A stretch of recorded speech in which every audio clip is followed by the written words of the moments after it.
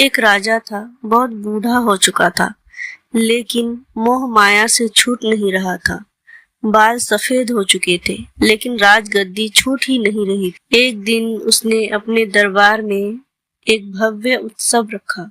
आसपास के राजाओं को भी उसने उत्सव में बुलाया। उसने अपने गुरुजी को भी बुलाया और उत्सव को रोचक बनाने के लिए राज्य की प्रसिद्ध नर्तकी को भी बुलाया। राजा ने अपने गुरु को कुछ स्वर्ण मुद्राएं दी ताकि वह नर्तकी को नृत्य के बाद पुरस्कार में वह दे सके। रात भर नृत्य चलता रहा। सब आनंद में झूम रहे थे। सुबह होने ही जा रही थी। नर्तकी ने देखा तबले वाला नींद में ऊँग रहा है। वह झपकियां ले रहा है, जिसके कारण तबले की ताल धीमी होती जा रही थी और नृत्य भी धीमा पड़ने लगा। नर्तकी ने उसे जगाने के लिए एक दोहा पढ़ा। बहू बीती थोड़ी रही, पल पल गई बिताए, एक पल के कारणे ना कलंक लग जाए।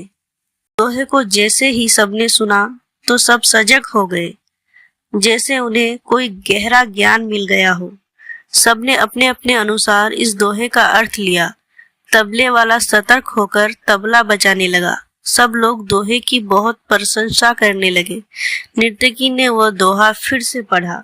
बहू बीती थोड़ी रही, पल पल गई बिताए, एक पल के कारणे ना कलंक लग जाए। इस बार राजा के गुरु ने सारी मुद्राएं नर्तकी को दे दी। नर्तकी ने फिर से दोहा पढ़ा तो राजकुमार ने अपना मुकुट उतारकर नर्तकी को सौंप दिया। नर्तकी दोहा फिर से पढ़ने लगी। इस बार राजकुमारी ने अपने गले की बेशकीमती हार निकालकर नर्तकी को दे दिया। नर्तकी दोहा बार बार दोहरा रही थी। अब राजा ने उसे बहुत सारा पुरस्कार दिया, लेकिन राजा अब असहज हो चुका था। उसने नर्तकी से कहा, बस कर अब। एक मामूली सी नर्तकी क्या सारी सभा को लूट लेगी आज? राजा की यह बात जैसे ही गुरु ने सुनी तो उनके नेत्रों से आंसू बहने लगे। वह राजा से बोले, राजन, आप इसे मामूली नर्तकी ना कहें। इसने मेरी आंखें खोल दी है। मैं सारा जीवन ईश्वर की भक्ति में लीन रहा, वन वन जाकर तपस्या की और अंतिम समय में नृत्य में लीन होकर मैं अपनी साधना नष्ट करने जा रहा था। इस दोहे ने मुझे बचा लिया है राजन। राजा ने अपने पुत्र से पूछा, तुमने क्यों अपना मुकुट इसे दे दिया? तो राजा के पुत्र ने बोला, पिताजी, आप मुझे राजगद्दी नहीं दे रहे थे, इस कारण मैं आपकी हत्या करने वाला था, लेकिन इसके दोहे ने मुझे जगा दिया कि आज नहीं तो कल मुझे ये राजगद्दी मिलेगी ही, तो फिर मैं क्यों पिता की हत्या का कलंक अपने सर पर लूं? राजा ने अपनी पुत्री से पूछा, तुमने अपना 9 लाख का हार इसे क्यों दे दिया?